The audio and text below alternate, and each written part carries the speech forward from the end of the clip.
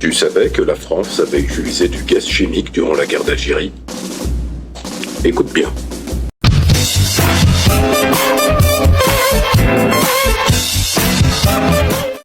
Et je vous donne un extrait de cette lettre, parce que j'ai eu la chance de pouvoir la consulter dans les archives, sur les propositions du commandement des armes spéciales faites pour répondre à des demandes du général commandant la 10e région militaire.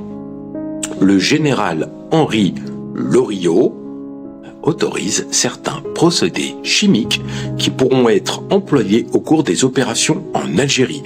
Ces procédés ne devront être mis en œuvre qu'avec des produits normalement utilisés dans les différents pays pour le maintien de l'ordre. Il souligne maintien de l'ordre, mais attention, le ministre conclut de manière prudente. Et ça, c'est extraordinaire, ils ne devront être employés qu'à des concentrations telles qu'elles ne puissent entraîner aucune conséquence grave pour les individus qui seraient, bien sûr, soumis aux effets de ces gaz. Donc, quand on lit ça, on se dit « Oh, le ministre, il veut prendre des précautions ». Le général Loriot va accuser réception de cette lettre le 21 mai 1956 et il va y ajouter une précision qui a toute son importance d'un point de vue historique. Ces corps chimiques ne devraient être employés qu'à des doses qui ne soient pas susceptibles d'entraîner de conséquences psychologiques, sauf si les individus s'obstinent volontairement à séjourner pendant de longs délais dans les fameuses grottes. Alors, ils vont faire des essais, les essais en cours vont commencer en 1956, et ils vont laisser transparaître la létalité des gaz. C'est-à-dire qu'ils savaient clairement que ces gaz allaient tuer de façon barbare et inhumaine. On est très loin de la demande du ministre et de la précision du général Loriot.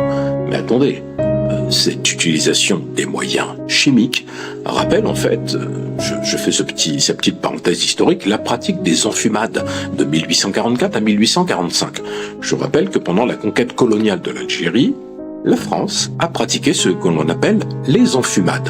On a l'exemple le plus flagrant, c'est celui de Dara, en juin 1845, où va périr la tribu des Ouled Ria.